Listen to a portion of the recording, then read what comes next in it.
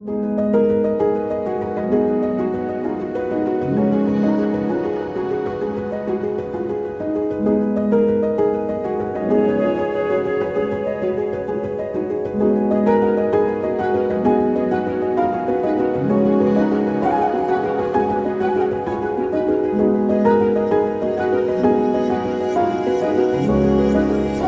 name's Elaine, I'm the owner of Petal Power, and I've been running this shop since August 2020, but I've been a florist for a lot longer than that. I've been a florist over 30 years. So well, I worked at a garden centre, and it was one of the first jobs that came up was a florist assistant, and I just thought, I can do that, that'll do.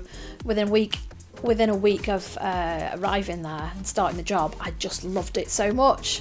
And I never went back to the garden centre. I stayed in that job for 3 years, in fact, learned an awful lot, and then carried on going to college and just learning more and more all the time. Yeah. So this shop opened in August 2020, so coming up to 6 years, 5.5 years. Yeah, so during the actual lockdowns when non-essential businesses had to be closed, I built a website and I did like click and collect orders. My husband built like a little hut at the top of the steps where we put the orders in to keep them out of the weather. And so like people would order online or they would ring up and order things, and then they'd pay by card over the phone, and we like leave the orders outside the shop and relock the door. So we kept going, and people were still having like birthdays and anniversaries and those sort of occasions where they wanted to send flowers. So we did a doorstep delivery service where you could just put the flowers down on the step, stood back and delivered the flowers that way. So that kind of thing did carry on. It just felt a bit strange not being around people, not having people coming into the shop. I set out with a really tiny budget because I was I wasn't working at the time. I'd been made redundant. Started out with a really tiny budget, bought some second-hand furniture and things to stand plants and flowers and things on. I had a small budget to buy fresh flower stock with. I borrowed vases from people to put the flowers in, to display them, and the first week went so well that I then had started gathering a little bit of money up to be able to buy more stock and start filling the shop up. So yeah, started small, definitely. I've always wanted to run my own flower shop. Like I said, I've been a florist for like over 30 years, always worked for other people.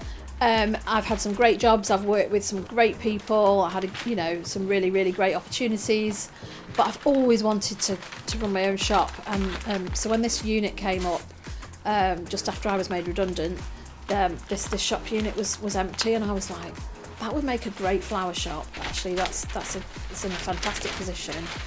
And I made some inquiries locally as to who owned the unit and whether they would be willing to let it to me. And that's sort of how it all started, really. Mind the quiet moments, but I do like it when I've got customers coming in. I'm quite happy working on my own, so with the quiet moments, I'm quite happy doing that. But when someone comes into the shop, that's my entire purpose of being here without my customers, obviously. So I like helping people to convey their kind of messages, their emotions. Sometimes they might never have been into a flower shop before, so I can advise them on what type of flowers might be suitable, depending on the occasion, and get them, make something really bespoke and really special just for them, for their occasion, for the person who it's for. Also, sadly, I make tributes as well, so I make funeral tributes for loved ones who've passed away, and it's quite a big responsibility, and also a great honour that someone's trusting me to do that.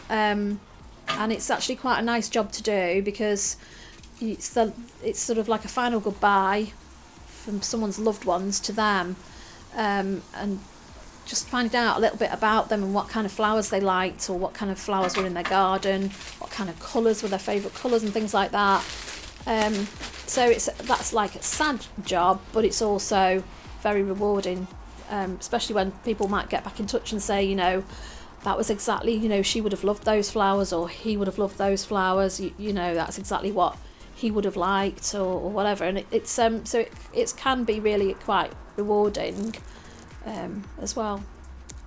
I always just basically tire myself out completely and say yes to too many people sometimes, because someone's always got a story, or, you know, I've broken my leg, I can't come and visit my mum, please can you send her flowers? And it can be quite tricky.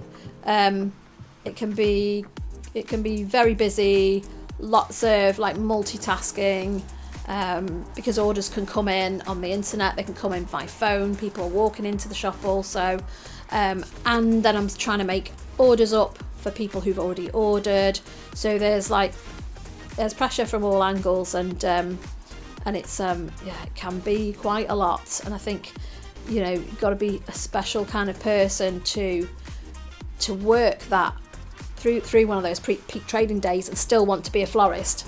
So most of my bouquets are hand-tied bouquets, which I then put in a water bubble, which I use either compostable cellophane or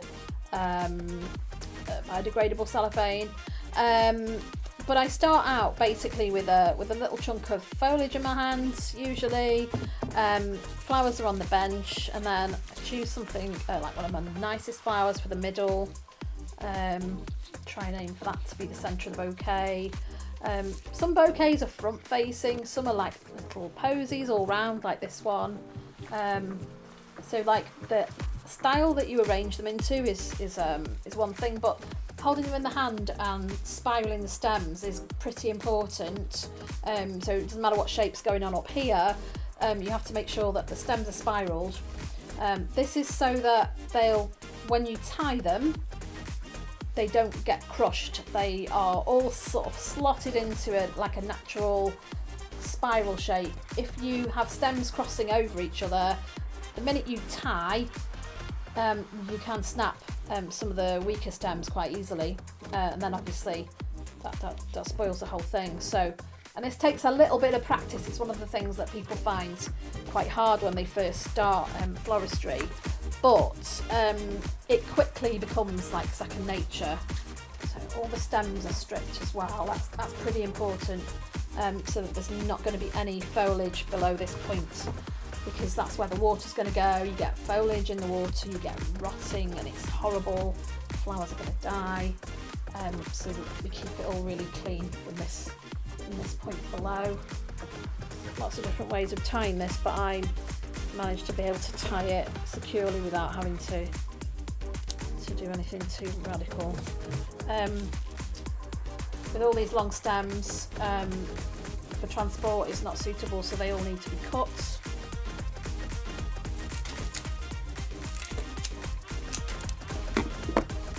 I'm just going to do a quick measure. It's a very bit tall.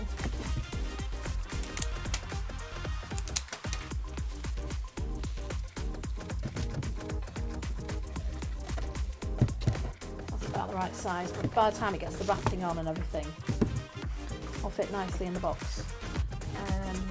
And the last part then is to put the water in, which I think we did on the last bouquet.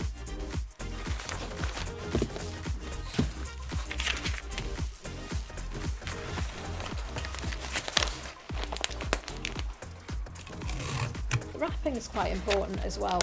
It helps to protect the flowers while they're being transported. It enhances them, and again, I make sure that it's not plastic. I wrap in paper rather than plastic, because I'm trying to reduce the amount of plastic that I use. The industry standard is around about 10, 12, 15 minutes per bouquet from start to finish, including cutting the papers and everything else.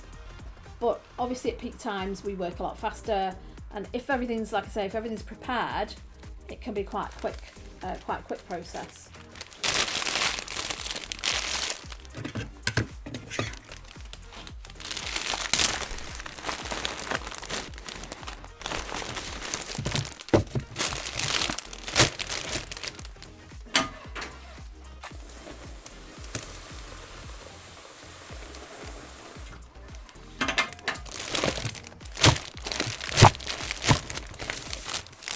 do use chrysanthemums quite a lot because they will fill it out nicely. But I like to use different varieties. So these little Santinis, they're so cute. They're like little button chrysanths. So they're not the kind of boring, old-fashioned things. There's lots of different varieties, and there's so many different colours. So they're really, really versatile. But I suppose I like using seasonal flowers as well, so I try and put some seasonal flowers in every bouquet so that variation throughout the seasons. And so I've got some nice tulips and iris, which I think I used some iris in the last bouquet that I made. These beautiful blue ones. I've got like a flash of yellow. Again, that's a really sort of seasonal flower. I think it's just nice to use those seasonal things too.